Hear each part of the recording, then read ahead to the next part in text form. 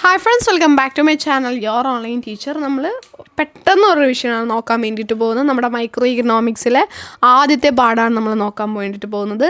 First ചാപ്റ്ററിലെ ഏറ്റവും important ആയിട്ടുള്ള കുറച്ച് ഏരിയാസ് മാത്രം കേട്ടോ, മുഴുവനും അല്ല, ഇമ്പോർട്ടൻ്റ് ആയിട്ടുള്ള ഏരിയാസ് അങ്ങനെ ഓരോ ചാപ്റ്ററിൽ പഠിച്ചതിന് ശേഷം നമുക്ക് എന്താ revision, important problems, important theory, ഇതെല്ലാം സെപ്പറേറ്റ് ആയിട്ട് ചെയ്യാം. അതുകൊണ്ട് ഒന്നുപോലെ മിസ്സാകാതിരിക്കാൻ ചാനൽ സബ്സ്ക്രൈബ് ചെയ്യാത്തവരുണ്ടെങ്കിൽ സബ്സ്ക്രൈബ് ചെയ്യുക, ലൈക്ക് ചെയ്യുക, നിങ്ങൾക്ക് ഏത് വീഡിയോ വേണമെന്ന് താഴെ കമൻറ്റ് ചെയ്യാം. ഓക്കെ, സോ പെട്ടെന്ന് നമുക്ക് ചാപ്റ്റർ 1 നോക്കാം.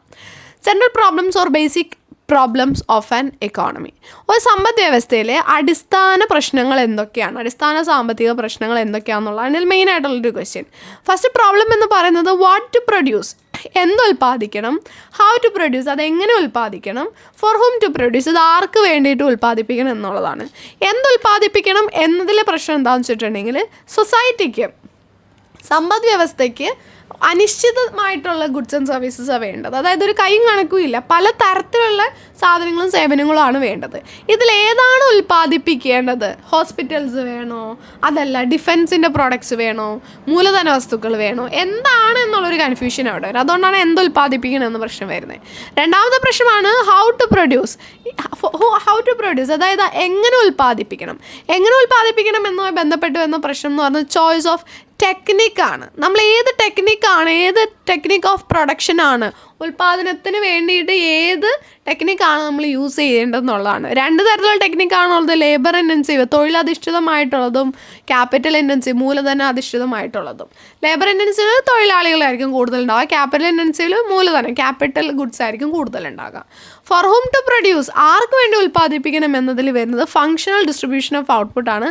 അതായത് ഒരു രാജ്യത്തിൻ്റെ നാഷണൽ ഇൻകം, ദേശീയ വരുമാനം എങ്ങനെ, നമ്മൾ പറഞ്ഞില്ലേ ഘടകങ്ങൾ, ഉൽപ്പാദനത്തിൻ്റെ ഘടകങ്ങൾ, അതിൻ്റെ റിവാർഡ്സ് ആയിട്ട്, അതായത് റെൻറ്റ്, വേജ്, ഇൻട്രസ്റ്റ്, പ്രോഫിറ്റ് എന്ന് പറഞ്ഞ് നമ്മൾ എങ്ങനെ ഇതിൻ്റെ ദേശീയ വരുമാനത്തിനെ ഭാഗിക്കുമെന്നതാണ് ഫോർ ഹോം ടു പ്രൊഡ്യൂസിൽ വരുന്നത്. ഓക്കെ, ദെൻ നമ്മൾ 3 തരത്തിലുള്ള എക്കോണമി സിസ്റ്റത്തിനെ പറ്റിയിട്ടാണ് ഇതിൽ പറയുന്നത്. 1 market economy, 2 centrally planned economy, 3 mixed economy. അതായത് കമ്പോള സമ്പദ് വ്യവസ്ഥ, കേന്ദ്രീകൃത ആസൂത്രണ സമ്പദ് വ്യവസ്ഥ, മിശ്ര സമ്പദ് വ്യവസ്ഥ. ഓരോന്നായിട്ട് നോക്കാം. ഫസ്റ്റത്തേതാണ് മാർക്കറ്റ് എക്കോണമി അഥവാ കമ്പോള സമ്പദ് വ്യവസ്ഥ. ഇത് ക്യാപിറ്റലിസ്റ്റ് എക്കോണമിയാണ്. അതായത് ഇത് മുതലാളിത്ത സമ്പദ് വ്യവസ്ഥയാണ്. ഇവരുടെ ലക്ഷ്യം എന്താണ്? ലാഭമാണ് ഇവരുടെ ലക്ഷ്യം.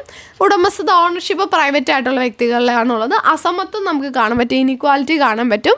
ഇവരുടെ ലക്ഷ്യം ലാഭമാണ്. ഇതിന് എക്സാമ്പിളാണ് USA, UK, ഇതൊക്കെ. അടുത്തതാണ് കേന്ദ്രീകൃത ആസൂത്രണ സമ്പദ് വ്യവസ്ഥ, which means centrally planned economy. Centrally planned എക്കോണമിയുടെ പ്രത്യേകതകളാണ്, അത് സോഷ്യലിസ്റ്റ് എക്കോണമി ആയിരിക്കും. അതായത് സോഷ്യലിസ്റ്റ് സമ്പദ് വ്യവസ്ഥയായിരിക്കും. അവരുടെ ലക്ഷ്യം ക്ഷേമം, വെൽഫെയർ ആയിരിക്കും ലക്ഷ്യം വരുന്നത്. ഇക്വാലിറ്റി, സമത്വം ഉണ്ടാകും. ഉടമസ്ഥത, ഓണർഷിപ്പ് ഗവൺമെൻറ്റിനായിരിക്കും ഉണ്ടാകുക. ചൈന എക്സാമ്പിളാണ്. ദെൻ 3-ാമത്തേതാണ് മിക്സഡ് എക്കോണമി, മിശ്ര സമ്പദ് വ്യവസ്ഥ. ഈ രണ്ടിൻ്റെയും ഒരു മിക്സാണ് ഇതിൽ വരുന്നത്. മുതലാളിത്തത്തിൻ്റെയും അതുപോലെ തന്നെ സോഷ്യലിസത്തിൻ്റെ മിശ്ര രൂപം. അവിടെ പബ്ലിക് സെക്ടറും പ്രൈവറ്റ് സെക്ടറും ഉണ്ട്. ഇന്ത്യ എന്നൊരു എക്സാമ്പിളാണ്. പ്രൈവറ്റ് സെക്ടർ ലാഭം ആഗ്രഹിക്കുമ്പോൾ പബ്ലിക് സെക്ടർ വെൽഫെയർ ആഗ്രഹിക്കും. സെൻട്രൽ പ്ലാനിങ് മെക്കാനിസത്തിലൂടെയും പ്രോബ്ലം സോൾവ് ചെയ്യും. മാർക്കറ്റ് പ്രൈസ് മെക്കാനിസത്തിലൂടെയും സോൾവ് ചെയ്യും. അത് പറഞ്ഞില്ല കേട്ടോ. മാർക്കറ്റ് ഇക്കോണമിയിൽ പ്രോബ്ലംസ് സോൾവ് ചെയ്യുന്നത് പ്രൈസ് മെക്കാനിസത്തിലൂടെയാണ്. സെൻട്രൽ പ്ലാൻഡ് എക്കോണമിയിലാണ് സെൻട്രൽ പ്ലാനിങ് അതോറിറ്റിയിലൂടെയാണ്. ഓക്കെ, ദെൻ ഇതിലെ ലാസ്റ്റ് ടോപ്പിക്കാണ് മൈക്രോ എക്കണോമിക്സും മാക്രോ എക്കണോമിക്സും തമ്മിലുള്ള ഡിഫറൻസ്. മൈക്രോ എക്കണോമിക്സ് എന്ന് പറഞ്ഞിട്ടുണ്ടെങ്കിൽ ഇൻഡിവിജ്വൽ പാർട്ടിനെ പറ്റിയിട്ടാണ് പഠിക്കുന്നത്. അതായത് ചെറിയ യൂണിറ്റുകളായിട്ടാണ് പഠിക്കുന്നത്. അതേസമയം സ്ഥൂല സാമ്പത്തിക ശാസ്ത്രം, മാക്രോ എക്കണോമിക്സ് എന്ന് പറയുന്നതോ അത് സമ്പദ് വ്യവസ്ഥയെ മൊത്തമായിട്ട് പഠിക്കുന്നു. അപ്പോൾ ഇവിടെ ഇൻഡിവിജ്വൽ സ്റ്റഡിയാണ്, വ്യക്തിഗത പഠനമാണുള്ളത്. ഇവിടെ അഗ്രിഗേറ്റ് സ്റ്റഡിയാണ്, അതായത് സമഗ്ര പഠനമാണ് ഇവിടെ ഉള്ളത്. ദെൻ ഇതിൻ്റെ എക്സാമ്പിളാണ് ഒരു കൺസ്യൂമറെ പറ്റി പഠിക്കുന്നത്. ഇതിൻ്റെ എക്സാമ്പിളാണ് നാഷണൽ ഇൻകം. ഇതിനെ പ്രൈസ് തിയറി എന്നറിയപ്പെടുന്നു. ഇവിടെ ഇൻകം ആൻഡ് എംപ്ലോയ്മെൻറ്റ് തിയറി എന്നറിയപ്പെടുന്നു. അപ്പോൾ ഫസ്റ്റ് ചാപ്റ്റർ നമ്മൾ പെട്ടെന്നൊന്ന് റിവൈസ് ചെയ്ത് നോക്കിയിട്ടുണ്ട്. 2nd, 3rd, 4th, 5th ചാപ്റ്റേഴ്സൊക്കെ പുറകെ വരുന്നുണ്ട്. ഒന്നുപോലും മിസ്സാകാതിരിക്കാൻ ചാനൽ സബ്സ്ക്രൈബ് ചെയ്യുക. താങ്ക്